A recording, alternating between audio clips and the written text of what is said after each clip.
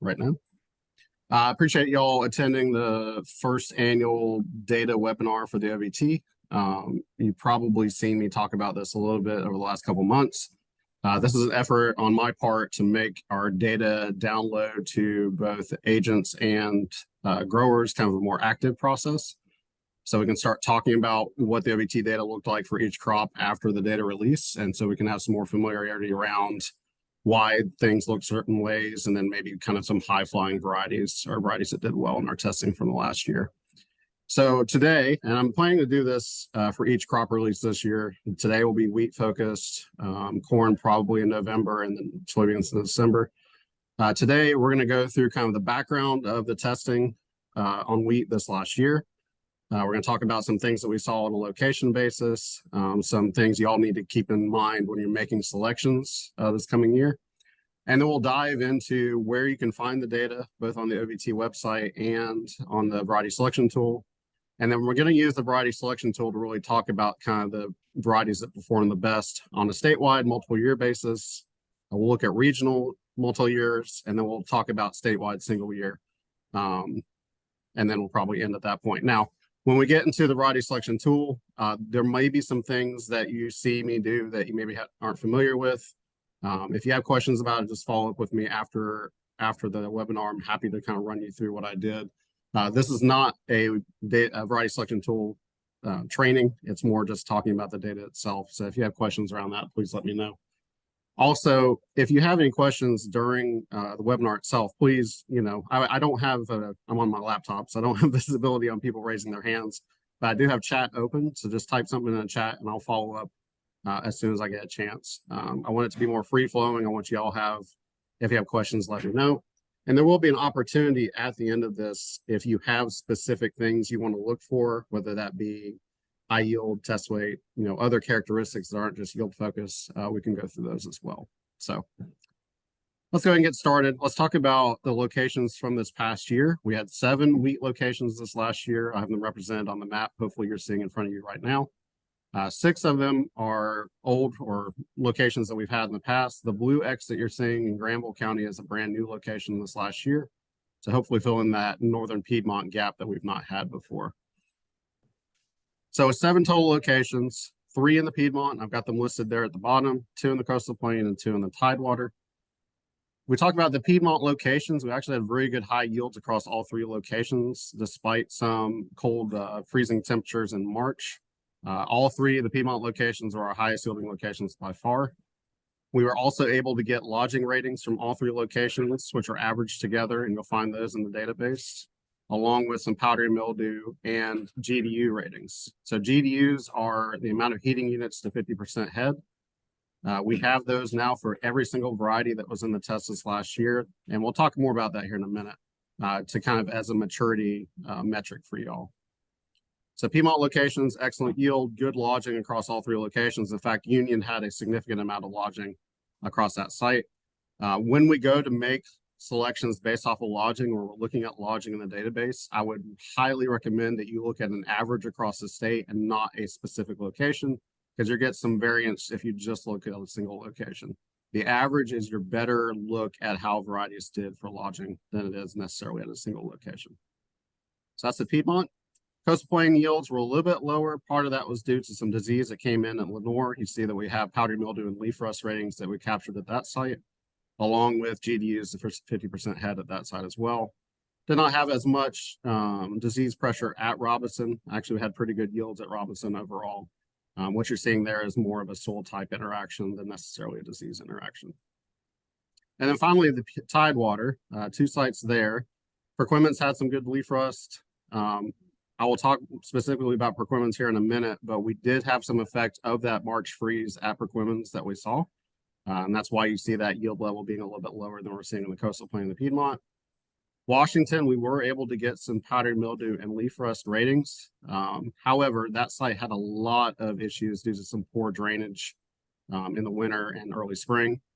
We had some root rots come in that kind of took out sections of the field that weren't variety specific, and so we weren't able to report that location, and that's why you're seeing that in red. I bring that up because if we start looking at single year data selections, if we just look at 2023, And if you're, Rod Gerganis in the Blacklands or Tidewater, you really only have one location that you're looking at if you're just looking at regional data from this past year, and that's Perquimans. And within that, you've got an effect of freeze on some earlier varieties. Now that effect is real. I think there were growers, particularly in that Pasquotank, Camden area, that saw some effect of that freeze on their yields. So that effect is real, but you need to keep that in mind if you're making those selections this coming year, just based off of Tidewater regional data. If you're in that Tidewater, I would highly recommend probably looking at statewide. I'd always recommend looking at statewide first, because that's going to be your better indicator of how varieties performed overall. Now, I have a note there at the bottom. We did drop that Washington location, and then Perquimans yields are affected. And when I say they're affected, what we do, let's see if this thing will work. It's selected currently.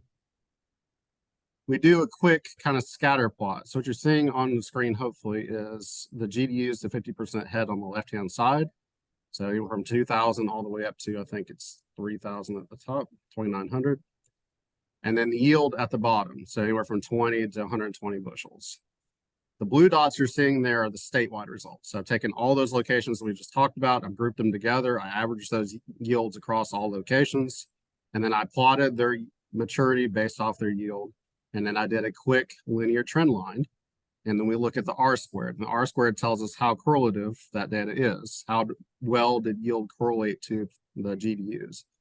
And here we're at 0.18. 0.9, is very high. So we're fairly low level there. There was some effect there, but not tremendously high.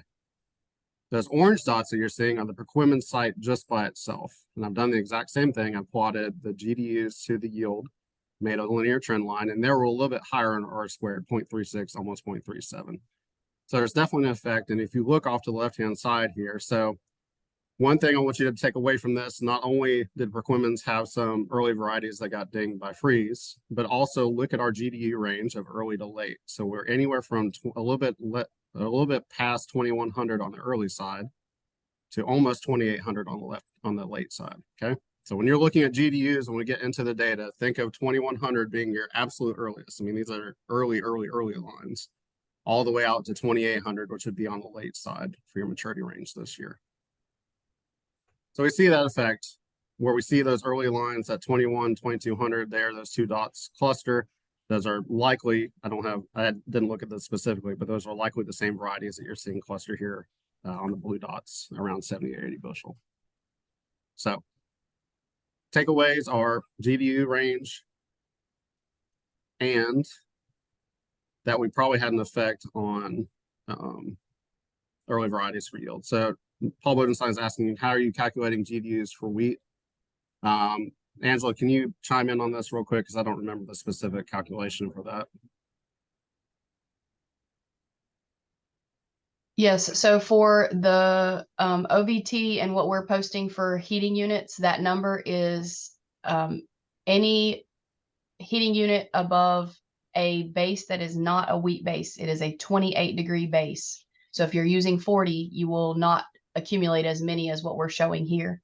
And it's only calculated from January 1 of the harvest year. So we don't calculate all the way from planting, because the plants are going through dormancy, and the heating units that count are the ones that happen after dormancy breaks. We don't accumulate a lot during January and early February, so those don't really make a big difference.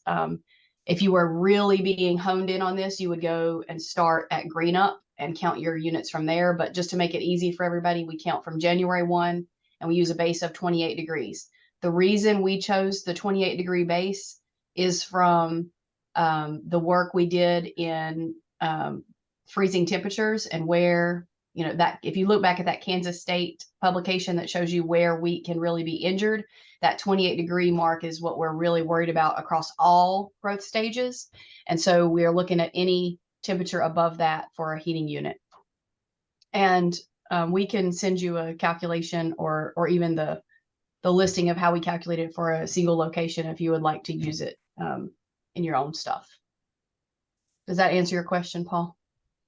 Yeah, thank you. Okay. That's good. Any other questions on the locations or the GDUs calculated? So take home here is we have 6 high quality locations. We had to drop the 7th, Washington, this last year. I will say this, let's go back to that first slide real quick. If we look at making selections just based off of yield, if we're looking at statewide, you're going to get a skew towards those Piedmont locations because of the yield level at those Piedmont locations. So if I'm in the coastal plain and I'm making variety selections just based off of 2023 data, and we'll go through that here in a second, I'm probably going to want to look at percent trial mean because that's going to standardize my yield levels across these 3 regions. Because we have essentially a 20 bushel difference between coastal plain and Piedmont for overall yield level. So I just want to mention that when we start talking about making variety selections based off of yield level, I'm in the coastal plain. If I make a statewide and I'm just looking at yield, a lot of my influence is going to be in that Piedmont region because of the yield level. So I'm probably going to want to look at percent trial mean. All right, so let's get out of this. And let's go into where can we find the data? Where are our sources for the OVT data? So we can set a standard and then we'll start diving into the data itself. Make sure. Yep. So all the data can be found on the OVT website, ncovt.com. Both the links to the variety selection tool and links to just tables that we pull from the variety selection tool and actually the tables themselves. So I know it says officialvariety.ces.ncsu. You can use that, but if you type in ncovt.com, that'll take you to this homepage. You can click on small grains. When you scroll down, you have a link to the variety selection tool here. And then you also have links to all the tables from all the different years. I'm going to click on 2023. Here I have all of my summary information. So cultural practices, location, weather, the sponsor, cooperator information. I, again, have a link to the variety selection tool, and then I have what's called summary tables, so location summary tables for yield. In this case, I have one for agronomics because when you try to put them all together in the same table, it makes it way too big, so I split them out, yield to agronomics. And for the first time this year, I have the Excel table actually linked, directly linked here. Now, it's protected. You can't change the data in it, but you can sort it. You can do things that you might want to on your side. And then we have reports that come out of the variety selection tool. So both multiple year data and single year data. So for those that want us a quick, dirty look at the data, you can go here and pick any one of these tables. I'm going to click on this location summary. This is kind of my favorite one for a quick and dirty look. Because what it'll do, it shows small here, but if you click on it, it'll show you the whole thing. You can see all of the different varieties and how they yielded both in a statewide view and then each location across all the locations that we tested and that we reported this last year. So for those that want just a quick and dirty look, that's your best option. Let's go to the NC OVT website.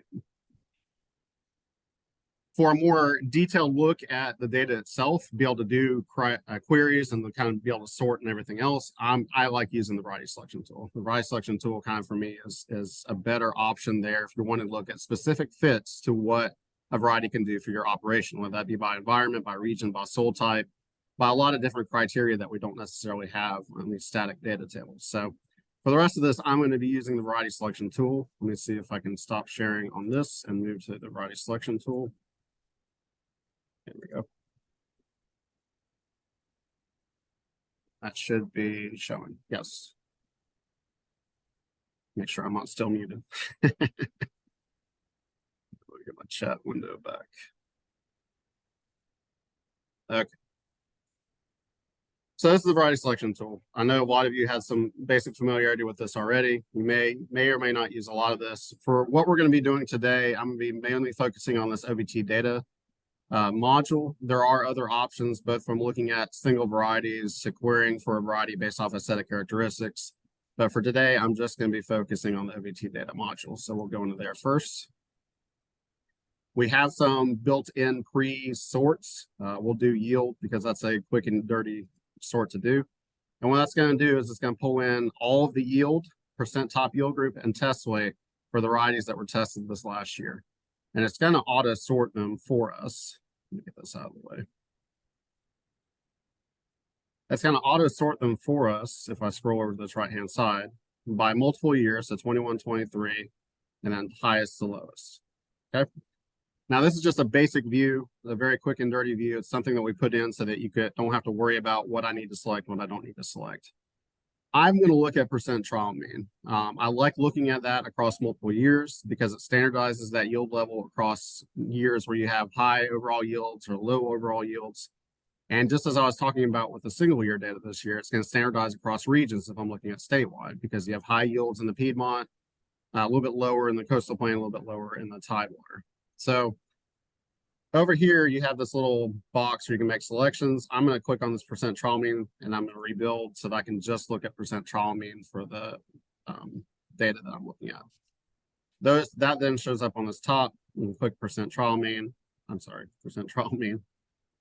And again, it should be sorted by highest to lowest by statewide. Now, I'm going to just look at data for multiple years for varieties that were in this test for 2 or more years. I'm going to exclude the brand new varieties because we're going to talk about them when we go to talk about the single year statewide data. I can do that by filtering this real quick. So I'm going to filter it down to number of trial years greater than 1. And I recognize I'm going to go through the variety selection pieces of this kind of quick. Like I said, if you have questions about that, just follow up with me later, and I'm happy to walk you through how I did a lot of that. So now I'm just limited to varieties that were in the test for 2 or more years. And again, we're sorted by statewide high to low. Okay. Let me make sure there's no questions on the chat. Nope. So I am not going to have enough time to go through every single variety in this test. I'm going to focus on the top 10, but I do want to tell you that there are obviously more varieties in here than just the top 10 that will potentially fit for what you're looking for. I'm just focusing on the top 10 for now. You can go beyond that if you'd like to, but for ease of preference or ease of process, that's what I'm doing today. So if we just look at percent trial mean, so this is looking at how, in this instance, GP 381 performed against all of the varieties in the test over the last 2 years, or the 2 years that was in the test. You can see that it was almost 16% better than a random variety I would have picked out of the test this last year. And that was the highest if we look at statewide multiple year average. So I'm going to look at these top 10, and I'm going to pull them to a compare window for us to look at a little bit closer.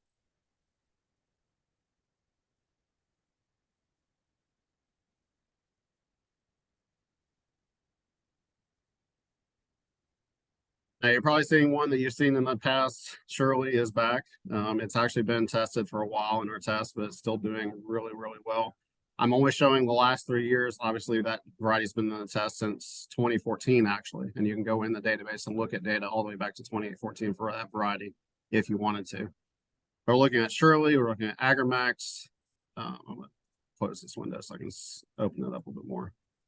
There's a Harvey's AP 1987, Dynagrow 9120, GrowPro 381, Harvey's AP 1991, 1995, 2000. There's a Paul Murphy's NC line 16901, and then Southern Harvest 7222. What I'm going to do is I'm going to link this into the chat so that you can actually look at it yourself. You can actually click on this link here and it'll take you to the exact same view.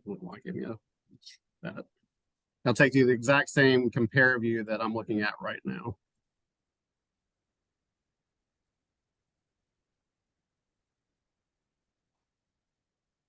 So we have disease ratings in here already for all of these lines. Again, we had 3 locations of powdery mildew, leaf rust, that we reported this last year.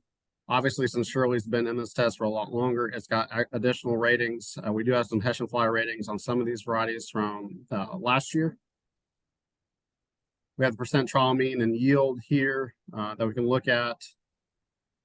One thing I want to focus on, because we talked about it earlier, is GDUs. So there's a question in chat, isn't Shirley one of the later varieties in there? And that's true. If you look at Shirley's GDU ratings from this last year, it was 2610. So we think about the GDU range that we talked about earlier, 2100 all the way up to almost 2800. That's on the later end of that scale. But if you notice, you actually have a couple other lines, this Agramax 502 and this AP 1987, that are just as late as that Shirley. And I think overall, if we look across the board, 2500, 2400, 2500, we're in the fairly late range for things that did well over the last 2 years on percent trial mean compared to everything else that's in the test. Now this is statewide, so this is looking at all different regions. But you've got a good cluster of what we'd call probably medium to almost late varieties in that section. Overall, good to excellent test weights across all of these. A range of heights from, I think I said height, not height, from 30 all the way up to almost 33 inches. Yeah, in fact, there's a tall one in here. Paul's line is almost 37.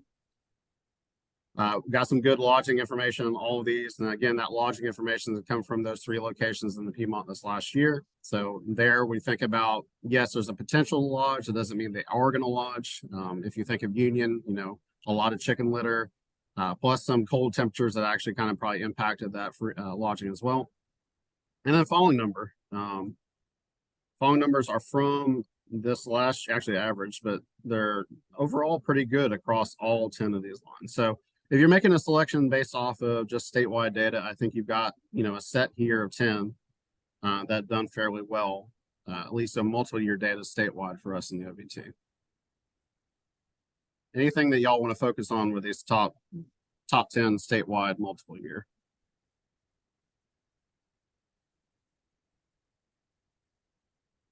Okay.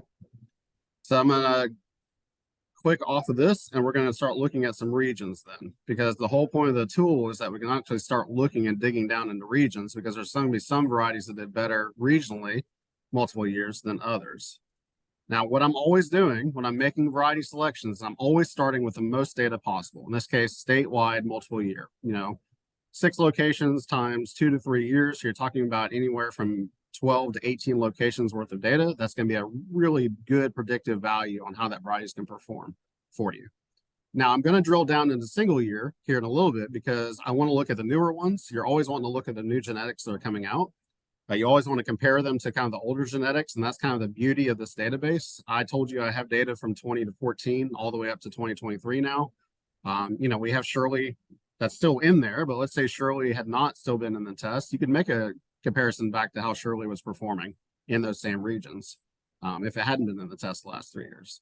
So we have some power there, but we always want to start with multiple year data where at all possible. That's your best predictor. What I don't want to miss is any kind of regional fits that I have. So I'm going to start with Piedmont and I'm going to work my way back to Coastal Plain. So I'm going back to this multiple year average here on the right.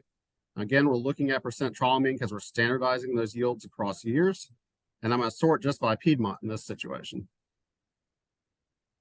I don't know what I just did, but somebody put something on my screen. You didn't.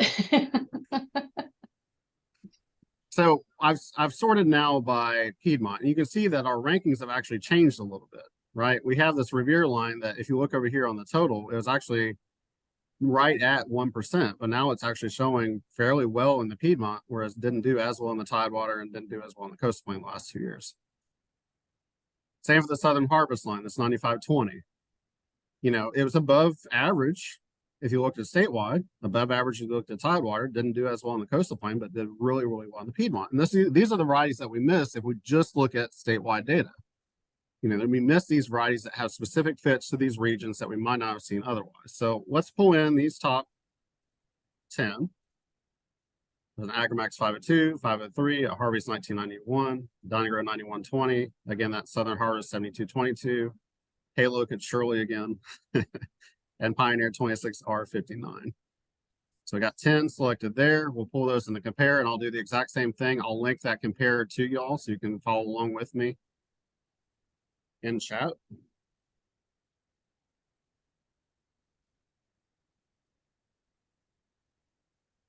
So that's going to be the Piedmont statewide multiple year varieties, the top 10. We mentioned what we had in that lineup. We have a couple new ones that have popped in that we've already talked about. Again, we've got some really good disease ratings across the board for these. Some of these have been in the test for at least 3 years. If they've been in the test 3 years, you definitely have them showing up on Hessian Fly. Something in chat.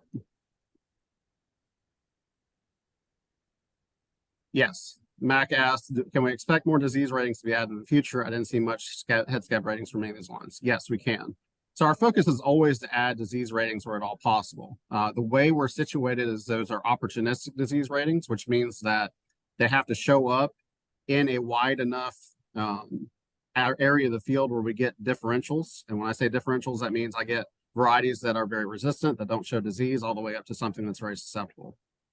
So the difficulty with something like head scab is that we have to have those conditions set right so that we can get the head scab to come in and get it kind of across the entire board. Now, we have put some of these lines into Paul Murphy's head scab nursery in the past. We'll probably still hopefully do that with the new breeder that's coming on board. And that kind of helps, at least on the scab side, get some disease ratings for there.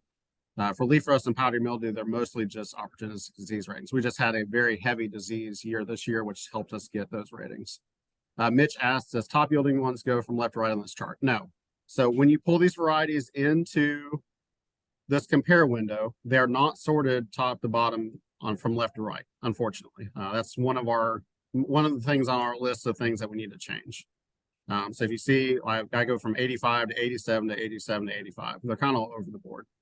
What I would recommend you do if you're wanting to use this and take it to a seed dealer, take it to a grower, take it to a retailer, is you can export this to Excel by clicking this button here, and then you can resort them from high to low if you want to, or you can just pull them straight off of the OVT window that we were seeing before.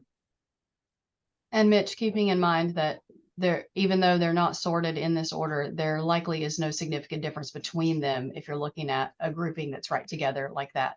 So I know the farmer is looking for that extra 1 or 2 bushel number, but you're looking at a relative rating across the statewide across multiple years. It's unlikely they're going to see that exact number. We're looking for the range. And then in addition, I would mention in this, he was talking about picking up some additional varieties by region. This top 10 right here picks up 6 out of the statewide top 10. So you're only dragging 4 more varieties in here, but those would be 4 key varieties to look at when spreading your risk in a particular region. So picking, 1 or 2 from the statewide top 10, then going to your regional look and saying, okay, which other varieties will limit my risk here, still being in that top 10, but maybe are outside of the statewide group. And then finally, if you are a higher risk taker, that third variety, if you're spreading your risk by choosing 3 varieties for your farm, would be to take a look at something newer that maybe only has 1 or 2 years in the system, where we don't have enough information, but we've had some top hits. Yeah, absolutely. I mean, that's spot on. Like, these are, when we talk about making variety selections, these are kind of your main ones that you're looking at.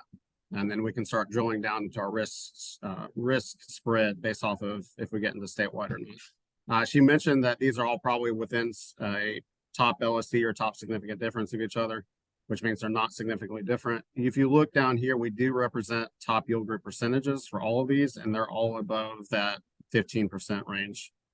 Some into the 45, 27, so they're hitting that top yield group fairly significantly across the board. You see here again, we have a range of test weights. So Steingrove 9120 is probably the higher test weight of these 10. I think they're all in the 57s otherwise. Now the Southern Harvest 7222 is also at 59. Again, if we look at GDUs, you're anywhere from, 24 on the early side, 26, 26, 27. So these are also later lines, which I would expect in the Piedmont. When we look at data in the OVT for the last 3 years, particularly, those early lines like USG 3118 that do really well, they do awesome. They're excellent yielding lines. They don't do as well in the Piedmont in our data. And I think part of that is that we have cold weather that comes into the Piedmont that we don't necessarily see year in and year out in the coastal plain or Tidewater. And so we see an effect, kind of a push effect against those earlier lines in the Piedmont that we don't see in the other regions. And then let's see, we also should mention, I do have seed size in here. I have a grower that actually likes to look at this database by seed size because that gives him an opportunity to look at varieties by seed size and determine if he's got a larger seeded variety, which he feels like has some yield potential or yield benefit.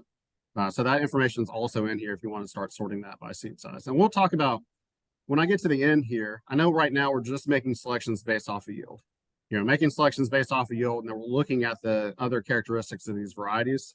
There is a way for us to look at all these characteristics together, and I'm going to show you that at the end because it's kind of one of those elements of the database we've not focused on to this point. I'm going to introduce it, which means that it'll be very confusing, but I wanted to show you that we have the opportunity to actually make selections based off of multiple criteria if we wanted to.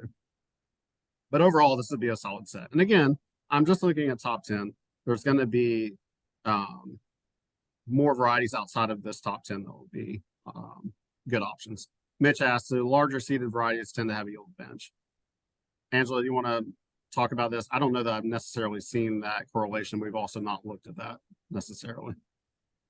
We have not looked at that as a correlation, so I wouldn't be able to answer your question there, even with regard to seed vigor, for example. But when something doesn't do well in the OVT coming up out of the ground, we do notice, and almost always that's just a seed quality issue rather than related to seed size. The biggest thing to think about when we report seed size, it's not a matter of selecting it based on seed size for yield. It's a matter of making sure you're calibrated properly, right? If you've got 3 varieties and they range from 10,000 to 13,500, your population will be very different if you leave your settings on the drill the same. So that will impact, how the competition looks in that field. And then before we move on, Ryan, I think I clicked the right link to follow along on this one. But when you select the 10 varieties out of the Piedmont look to then go into the compare section, when you hit compare, it looks like it's going back to grabbing all data available for that line. Is that true? And is that what we wanted? Okay. No, so that's a good, thank you. That's a good point. I should mention that.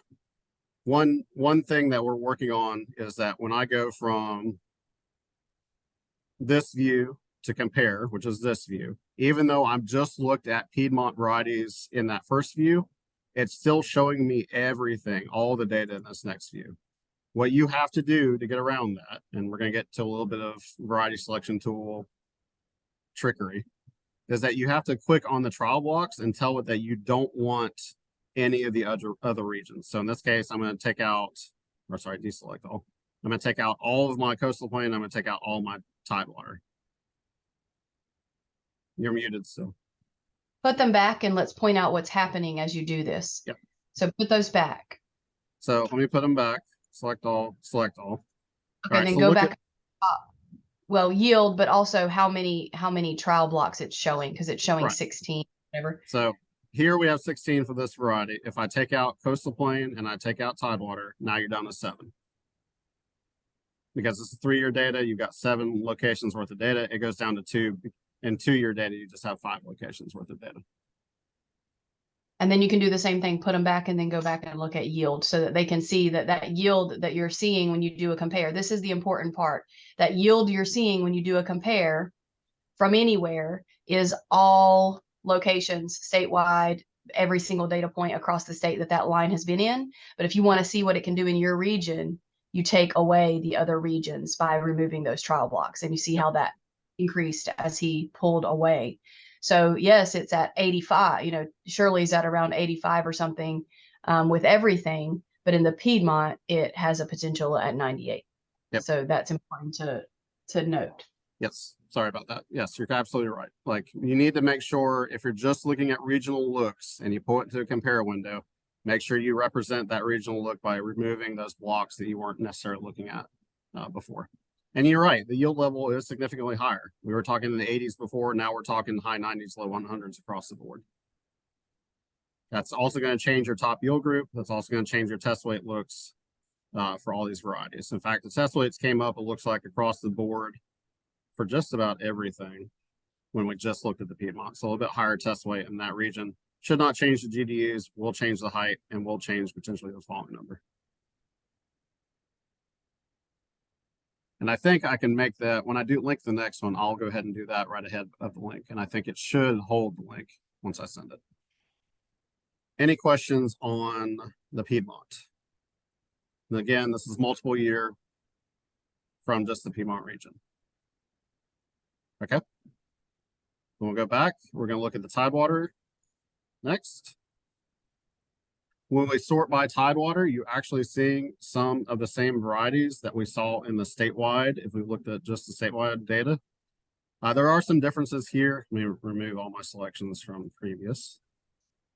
So for something like USG 3661, did really well in the Tidewater over 2 years, did good statewide. It just wasn't in the top 10. Again, there are other good varieties that perform well if we just look at statewide. I'd say the same thing for this cropland 8045. And then AP 1987 would have been on the edge of that. And then Dr. Murphy's 16901, which we actually talked about statewide, did fairly well in the Tidewater. So let's look at these top 10. Again, you got Shirley showing up again. Shirley has been, at least this year and the last couple of years, a pretty consistent line for yield. We pull those in to compare.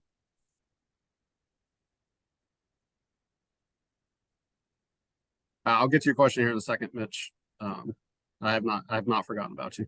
All right, so we're just looking at Tidewater. So I'm going to deselect Piedmont and I'm deselect Coastal Plain, and I'm going to send this as a link, and it should hold those selections in the link.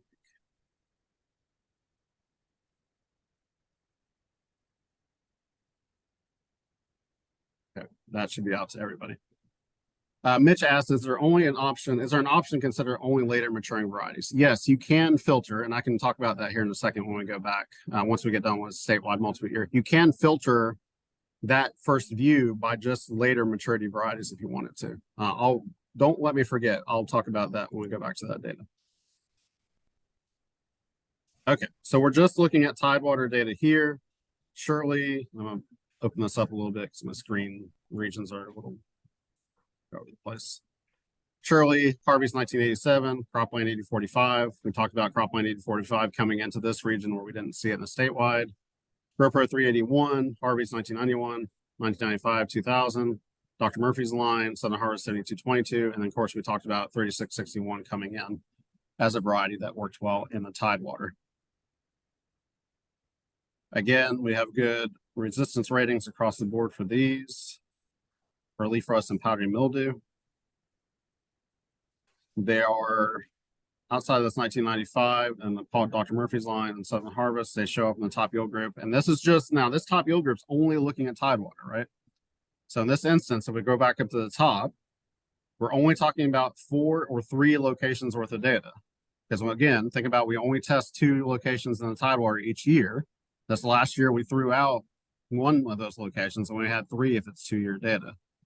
So it's a very limited look. You're going to get some wide swings in this percent top yield group, anywhere from a 0 to 67%, even though it shows it's doing well in those regions. It's still performing well. It's just not hitting that top yield group because you're looking at a limited data set.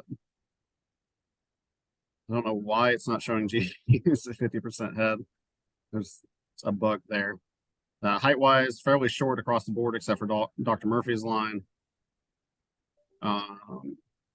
On the smaller side for seed, and then outside of maybe the cropland line, but the cropland line still at a pretty good spot for falling number, as well as the Southern Harvest line. I think for these, it's actually just pulling in, if I'm right, it's just pulling in, yeah, Washington and Perquimans from 2 years ago. Doesn't have the free data, which is why it's not showing GDUs. Right.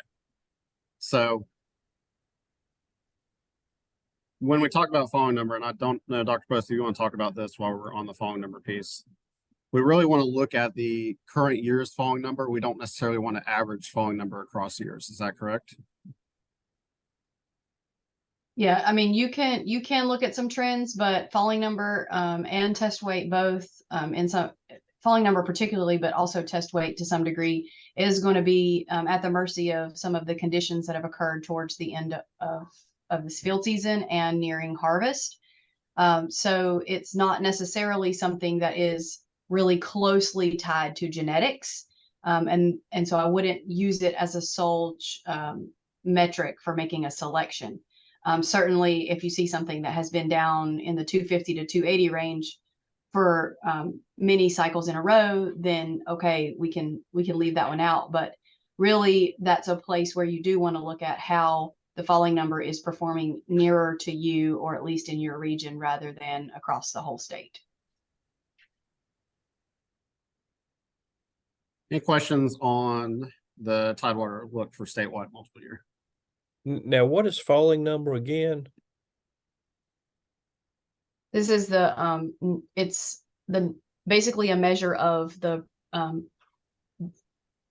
proteins that are in your wheat. So we Okay. actually make dough out of it, and we drop a rod through that in a tube, and that's the number of seconds it takes to fall through the tube. The tube is about 10 inches long. So you make the dough, you put it in a hot water bath like you're baking bread in a test tube, and then you drop the tube through it. The longer it takes to drop the tube through it, which is the higher number of seconds, the better quality you have for making baked goods. All right, so that's Tidewater look. Well, let's look at Coastal Plain the same way. I think I might have gotten a reprieve from my background noise for a minute. So I'm just looking at, again, multiple year. I've just looked at Coastal Plain. I've sorted high to low. You're already seeing that we got some varieties pop to the top that you've not seen before. I do want to focus on one of these. 3118 has been a high flyer for us for at least a couple of years, 3 years of data, at least. You see that it's got a fit here in the Coastal Plain over the last 3 years of data that necessarily you didn't see in either the Tidewater or Piedmont region. This is an excellent example of a variety that you might miss as a grower in that Coastal Plain region that would work for you. You know, if you're just looking at top statewide, yes, make selections based off of that. But absolutely, particularly if we're talking about multiple year data, drill down to that regional look, because here you're finding a variety that was 20% better than the average of all the other varieties tested against it over 3 years. You know, that's a fairly strong variety for that Coastal Plain region. You're picking up a bunch of Dr. Murphy's lines. You're picking up AGS 4043. The two Harvey's lines that were consistent from the previous year. This USG 3451 is another good example. You know, it's good. You know, when I look at percent trial mean, I like 3% or higher. You know, we're 3.9 on a statewide level, but when you drill down to that Coastal Plain, we're at 12.8% over 3 years. That's a pretty strong variety. And again, that 7222 and that 381 that we've been seeing over multiple regions, you know, those are some strong. When we think about varieties, we think about varieties that are broadly adapted, and we think about varieties that are specifically adapted to specific regions. In our data, if you look at the data as it's demonstrated here, 381 and 7222 look like varieties that are broadly adapted across different regions. That's a situation, particularly over multiple years, that we feel fairly confident that no matter what soil type or environment we put it in, it's going to perform. Compare that to a 3118. It's done really well. It has done well statewide, particularly over the last 3 years. It's done extremely well in the Coastal Plain region. You know, there's an area, and this is a maturity in this situation. This is a maturity situation. Early varieties over the last couple of years have done better than later varieties. We've seen that year over year for our database in our testing. I think the difference has been this past season, we probably had a little bit better opportunities for those later maturity varieties because we did not get hot and dry in late April, early May. And so we saw a lot of those later maturity varieties actually rise to the top where we hadn't seen that before. Plus we had some freeze pressure there in March. So we have an opportunity here through the database to select some broadly adapted lines like 381 or 7222, or even a one that fits our specific region like a 3118. So I've got these 10 selected. I'm gonna pull them in to compare. Again, I'll send that link out to everybody so that you can follow along on the Coastal Plain side. I'm gonna remove. Angela, did it work when I sent the link with the region removed?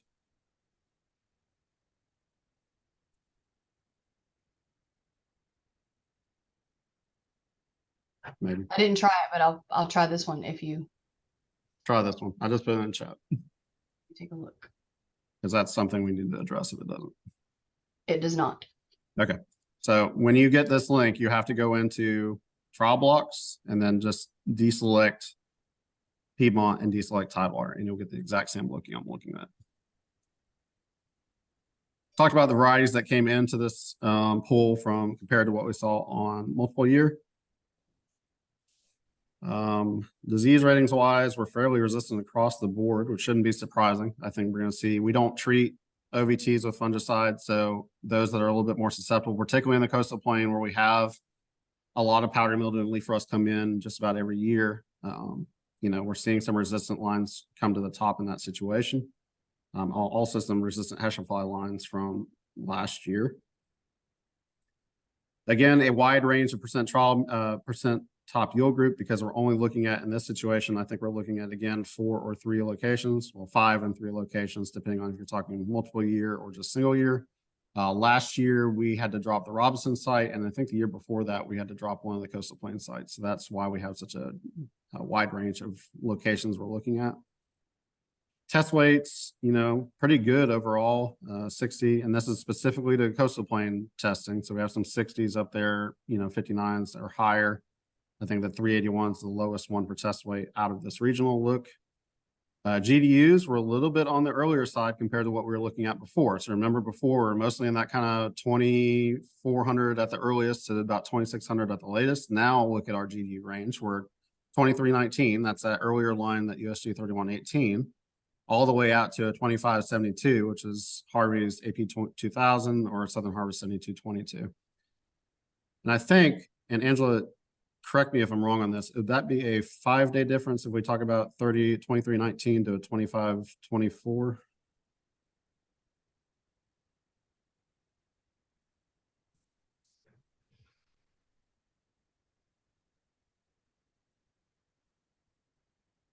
Almost a 7-day difference. So about a week difference if we talk about something from a USG 3118 to a GP 381, or even a 1995. So So then that's it. Who want to know what we're doing on that is for about every 30 to 33 heating units during that time of the year when you're at heading is what I'm counting as a day, approximately. That's just an average number across lots of different days in that heading window. Angela, this is Seth. Can you say that again? How many heating units? 30, 33. So I just take the difference and divide by 30, and that gives me an approximation of how many days difference it is. Okay, thanks. Also, to point out something, you're seeing a lot shorter lines here as well. That's probably actually pretty good for a coastal plain region where we're double cropping everywhere where we have wheat, but we see some shorter lines that are showing up higher performing in that coastal plain region. In the past, a couple other regions, we've seen anywhere from 33 to 36. Some shorter lines showing up there. And then of course, seed size, we're on the smaller seed size there as well. Any questions on the coastal plain top 10? Got my background noise. It feels very weird in here. Okay. I will say that I'm a little shocked at how that panned out, those top 10s. I didn't 1987, the Harvey's variety is not there, and Shirley's not there. I'm a little surprised by that, really. Well, and think about our coastal plain regions or locations. So we have Robinson and we have Lenore. When we go to cut a test, Robinson and Lenore are our first 2 locations that we cut, and they're not typically necessarily the first locations we plant. In fact, we plant our Piedmont locations before we plant them. But because of heating unit gain and just weather patterns in general, they end up maturing a lot quicker. So I think that's why you're seeing some of those later lines not show up here, where you're seeing those show up in the Piedmont or Tidewater regions. In addition, the later lines at those locations are going to experience more weather after the time of maturity. So they went in there and got them, like we're covering the whole state. So, those are the first spots we're going to harvest, but they potentially will have experienced some additional issues at those first locations that we're harvesting and just won't show because the early lines shine so well in that region. Yep, that's right. Thank you. So if you're trying to select a variety for the northern part of coastal plain, will that change your outlook on those that were, if you got those locations, from Lenore County further south? I don't know that you're going to have that big a difference going north within the same region. For you, I think it's going to be more of a soil type play. So I think where you have those redder soils, I would actually look west to Granville as kind of a location, because you're that more northern part, right? You're kind of on latitude with Granville, more or less. that might be a better opportunity for those sandier soils that you have. I think you're going to have some correlation back to Lenore County for sure, because you're just not that much of a difference from there. I guess too, I was thinking about some of the, maybe the weather extremes. You might get some of those colder temperatures later for some frost damage or. Yeah, and I think that's where Granville plays for you, because I think Granville is going to have that same type of weather pressure. Perquimans is also very similar. I mean, you're a little bit further south than Perquimans, but if we're talking about a pressure of cold weather, you're going to experience very similar cold weathers across both of those locations, all three of those. Okay. Any other questions on the coastal plain pool? Okay, we're going to go into single year statewide now. Now, I mentioned before we talked about the locations that we reported for this last year. Yes, you can drill down into regions within a single year statewide. You just need to be cognizant of the fact that you're looking at a very limited number of locations. And in the case of Tidewater, you're literally looking at one location. So you're making a decision on a variety based off of one location. That's a high risk. It's a high risk thing. The whole reason we're looking at single year statewide is to pull in newer varieties that maybe not be represented in multi-year. There, we only want to plant those varieties on a small amount of our acreage because we want to try them. We want to make sure that they work before we, commit a lot of resources to them. So when I look at single year statewide, I'm only going to look at statewide. I might look across coastal plain and Tidewater and Piedmont as kind of an idea of kind of maybe they do, maybe they don't fit in this situation, but I'm not using that as my selection criteria. This is probably the lowest I would go on this level. And feel confident about the varieties I'm making selections off of, just because there's not enough locations within those regional looks, particularly within Tidewater this year or coastal plain last year, to get good quality selections off of that. Okay, so that's why we're just going to focus on the single year statewide. Now, I mentioned this earlier when we first started. If you look at the average yield from Piedmont to coastal plain to Tidewater, if you're in the coastal plain and Tidewater, you're looking at single year statewide, and you're just looking at raw yield, that number is going to be influenced by the Piedmont because it's 20 bushels higher than what you're seeing, at least in the OVT data, in your coastal plain and Tidewater regions. So that's why I'm still looking at percent trial mean even in this situation. I want to standardize my yields across regions so that I don't have a skew towards the Piedmont because of the raw yield level that I'm looking at. Does that make sense? So what we see, if we look at top 10, are some of the same players that we were just looking at when we looked at multiple year statewide. And I'm looking, I don't know that we have. In fact, if you look at top 10, we don't have one that was just new this last year. So I'm going to highlight the top 10 here. And then what I'm going to do is I'm going to go on this right-hand side. Y is number of years, L is number of locations. I'm looking at Y for Y1s, okay? Y1 means it was just in the test, brand new this last year, and I'm not seeing, oh, I know why I'm not seeing. I'm dumb. I didn't remove my filter. That's why I'm not seeing it. Always make sure that you remove your filter, or otherwise you're going to pull in things that you don't want, or your views are not going to look like they should. Let me remove this real quick. Okay, let me redo this now with my filters removed. If you're like, hey, I don't see any 1 year location or 1 year data in there, there's probably a reason for that. And it's probably because you removed all the 1 year data. All right, I'm resorting. Now I've got there's some Y1s. Okay, that makes me feel a lot better. So there are Y1s in here. So this is single year. We didn't pull them into our multiple year look. So that's like an AgriMax 535. Again, we see Shirley 7222 and 381 at the top. AP 2000 is in there again. USG is in there again. That's 3661. 535 is a brand new one. That's going to be a top 10. And then this SC 4922 is one that came into the top 10 brand new. The other ones we've seen in the regional looks or in the multiple year statewide looks. So, that's good confirmation that these varieties are still doing well. You feel pretty good about making those selections on the multiple year statewide or multiple year regional, and also pulling them out of single year statewide, because that kind of confirms that they're still performing like they should be. This is a situation where I'm looking at top 10 here. 535 and SC 492 are brand new. If I look across the regions, they did fairly well across all three regions. AgriMax probably did a little bit better in the coastal plain. But again, my goal for percent trial mean is 3 to 5% or higher. These are clearing those metrics without any problem. So these are ones that I wouldn't feel, I'd feel fairly confident about trying. Again, not on all my acreage. I'm splitting it. If Ryan's farming, Ryan's splitting it at least a third, and only a third of my acreage is going to do a brand new variety. I don't want to put a lot of risk in that because I don't have a lot of data to go by. Here we have 6 locations worth if we're looking at statewide, a lot less if we look at the regional. But given the performance that we saw this last year, I feel pretty good about trying these 2 lines. So we'll pull these in to compare. This is statewide, so we don't have to worry about limiting the regions. Thanks for coming, Paul. I don't worry about looking at limiting our regions.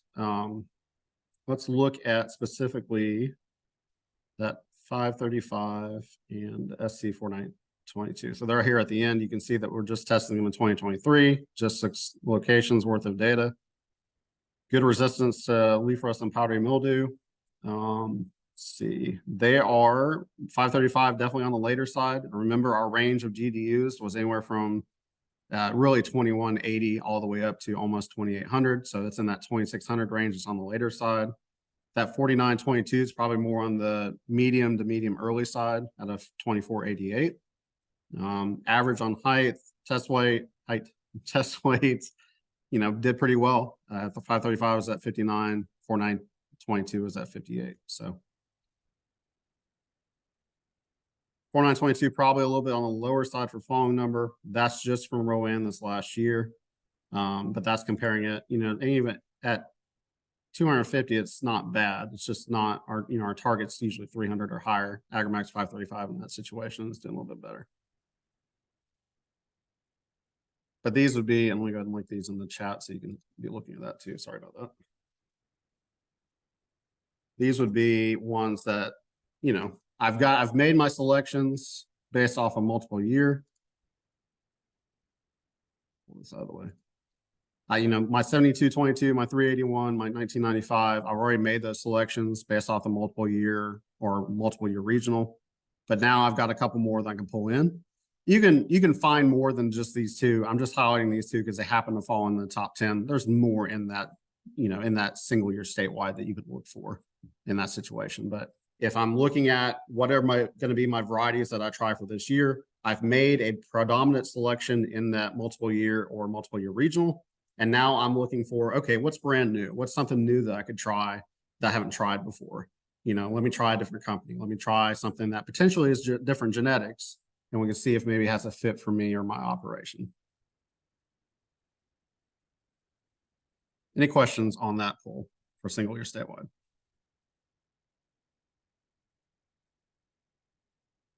Okay, there's one more thing I want to do, and then I'll open it up. If anybody has any questions or specific looks they want to look at. I've mentioned that we've been looking at just yield. We've been making selections based off just yield alone, right? We have not looked at any other characteristics. There is an opportunity for you in this view that I'm showing right now to make a selection based off of multiple characteristics if you want to. And we're going to get a little, just real quick in the weeds of variety selection tool. I know I promised that it wasn't a variety selection tool training, but I want to show you something that's pretty cool that you may not realize even exists. You have the options. So you have all these characteristics here on the left-hand side. My apologies. You have all these criteria here on the left-hand side that you can select. You can select yield, percent trial mean yield, all these different things. Some of these matter to you or may not matter to you as much. For me, if I'm making a selection, I'm worried about yield or I'm concerned about yield. In this case, I'm representing yield as percent of trial mean for the reasons that we discussed. And I'd like to look at test weight, right? High test weight generally is something that's desirable for a grower. That gives them opportunities that sell or at marketing. But right now, we've just been making selections because I have percent trial mean. We've just been making selections based off of that, right? We've looked at what percent trial means have done well. We've not necessarily paid attention in test weight other than what we pull into that compare window. We can look at both at the same time. So if you look at this little, it looks like a weight icon right here, and you click on it, we can assign a weight to each one of these. Anything that's highlighted gets a weight assigned to it. So let's say I'm making a variety selection and I really want yield, but I also like test weight. Maybe they're equally important to me. Maybe I get a premium on test weight that, you know, yield's great, but I also need that test weight. Maybe test weight's more important. Maybe yield's more important. We can represent that importance by a weight here. Here I've assigned a weight of 1. It doesn't matter what the number is. It's just that they're equal. So here my desire for yield is equal to my desire for test weight. They're both important to me. They're equally important to me. If I wanted yield to be a little bit more important, I can increase that number if I wanted to, whatever that looks like on my importance scale. In this case, I'm making them equally important. They're both 1s. What the database does is it automatically assigns a value based off of that importance. Do not worry about what this value is. It does not matter. Just know that it assigns a value. And I can click on this little score averages thing. And what it does is it averages those values across both my yield, or my percent trial mean, and my test weight. So now it's asking the database what yielded well, and as equally, what was good for test weight. And that's, now I get a whole different, or there's probably gonna be selections that we see in this that we saw before.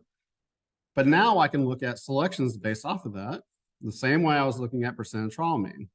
So in this case, the database is saying that 1995, 7222, 535, 9120, 6822, 348 yielded well and equally had high test weights.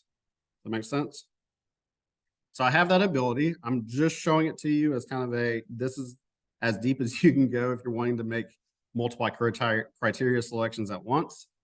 It's just as good to make that selection based off of yield and look at the test weight on the back end. But I've had growers come up to me and say, hey, I want to look at something that's yielded well, had good test weight, had good falling number, had a lot of different criteria, but I want to look at the same time. You can do that. You can just select what criteria you want, assign a weight to it, and look at the averages of those weights to make that selection. And then you do the exact same thing you did before. You make those selections, you take them in to compare. Let's look at these top 4. My guess is that we're going to look pretty good. And I'm looking at multiple years statewide, so it's pointing everything. My guess is overall, yeah, 59, 59, 59, 59 for test weight. I've obviously hit those high test weight varieties, but it's also pulled in something that's 7.3, 10.3, 10.6, above 4% trial mean. What that sacrifices is that you don't get these high flyers for yield. You also don't get the high flyers for test weight, but it gives you ones that have done well in both regions instead of having to try to go back and forth and look at that data separately.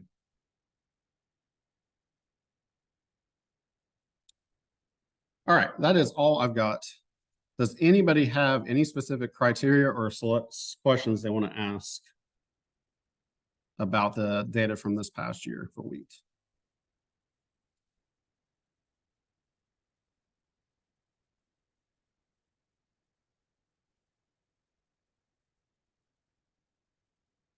Everybody's just flummoxed. Well, I'll just throw one question out, Ryan. If you were a seed dealer in the coastal plain and you're going to order 5 varieties, walk through the steps you would use on this tool and how to make that decision in your mind. And I only care about yield, or do I care about other things? You're muted still, Mitch. A head scab is would be number 1 is disease, and that's the only limitation that I would offer. The rest of it would be like anyone else. So what I would say is you'd go through the same steps we looked at for yield, looking at coastal plain, multiple year, looking at these top 10. Yeah. Our limitation in that data is going to be the head scab, and you can pull it past top 10. If I'm looking at a retailer, I'll probably do top 20, top 25. Just to give them an idea of kind of what the breadth and depth would be. Our limitation is going to be we won't have scab ratings probably for the majority of these lines. We'll just have leaf rust, powdery mildew ratings, and some lodging. But you can pull in a top 20, top 25 of yield alone, and you can look at then the test weights across those and see kind of what did better or worse, comparatively to each other. And this is the opportunity where you can show pulling in a tech sheet so that they look at data that's coming from the company. Anytime you're pulling a tech sheet, it's not NC state data, but where we are missing resistance information, you can at least get an indication from where the company thinks it stands against other lines. Sorry, answering quick test messages. Yes. So for instance, 3118, you can click on this little book icon. It's going to take you to the details for that variety. and it has the tech sheet already there for that variety. So Yeah. that company can go ahead and look at what the company is saying. You know, it's not supported by us. It's just linked there for as much information as you need. And that'll take you, I'm going to cancel it, but it'll take you to the actual website for USG and show you that tech sheet. And like I asked earlier, although that, you know, the early varieties have maybe superior genetics in a lot of situations, we still look to, once you've been burned one time with a freeze damage, you still, some of our growers still tend to lean toward later maturing varieties. Well, and I think it's a risk play. So I talked about risk in terms of making variety selections based off of multiple year data or single year data. I think it's very similar for maturity, and Angela chime in on this as well. I think if we're looking at varieties, we also need to keep in mind the maturity of the variety that we're making selections off of and spread that risk across a maturity range. We don't want to put all of our eggs in an early basket. The last couple of years, earlies have done really, really well for us, particularly in the coastal plain. There are going to be some years, we came close to this last year. It may happen again, it may not, where we had warm winters and then, you know, an earlier freeze. But you should really spread your risk across that maturity range so that you can take opportunities. I know, you know, later lines did well this year because we had that cool weather in May that we don't necessarily see. That was an opportunity for a grower if they'd made a kind of selection across maturity ranges. What do you think, Angela? I agree. There's no, yeah, we don't need to say anything more than that. I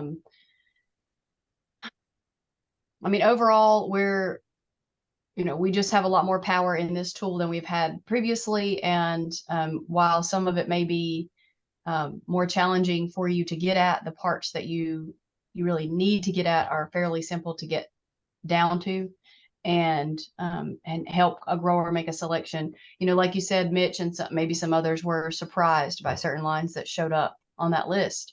And if you were just looking at one table from one location from 1 year, you can't get at which lines are going to be your winning lottery ticket. Those were your winning lottery tickets in the past.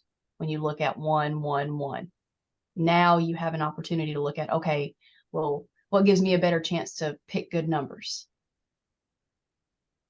Yeah, the visibility in this tool is light years ahead of looking at single data tables, even in that combination table that I showed earlier. We can drill down to details very quickly and get some good answers. So I'll say this, if you have questions about some of the things I did in this tool, absolutely ask me. I'm happy to walk you through kind of like, you know, I showed the weighting there at the end. I know I did it quick, but if there are some things that you want to look more in this tool, absolutely let me know. My hope is that it at least gives you a head start on making selections either for yourself or for your growers, if you're agents. You know, agents, let me know if you have more questions about how varieties worked in this last year data set. I'm happy to help support that as we have in the past. The other thing I would ask is that y'all give me feedback on this approach of active data dissemination. Does this work? Would you like to see something different? You know, did this help as far as getting you going on the data look versus what it's been in the past? You know, this is a lot of effort into making sure that this works for y'all, and I want to make sure it's functional for y'all. I don't want to just be Ryan talking for an hour and 15. So please absolutely give me feedback, positive, negative, so I know kind of what direction to take this for corn and soybeans this year, and then how we can kind of merge that into something as useful as possible moving forward. Quick question, Ryan, on some of the Dr. Murphy's new releases, are they available commercially? I mean, are they out there pretty well? I don't think they are.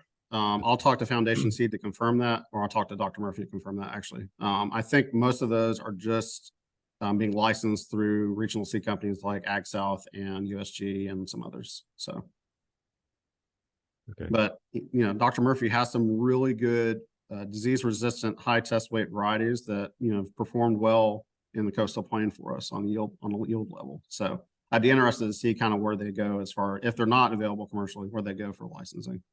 Right, okay. Any other questions? Ron, I'll just make a comment. I think I need to spend a little bit of time with this tool and see what's going to work for folks in Caldwell County, and I may just send you an email and, you know, send you the link or something of what I'm looking at just to make sure I'm not missing something. And I've I found what I think I'm looking for. Yeah, absolutely. No, I'm available 24, just about 24/7. So holler at me if you have any questions on the database itself, some selections you made. Hey, Ryan, does this make sense?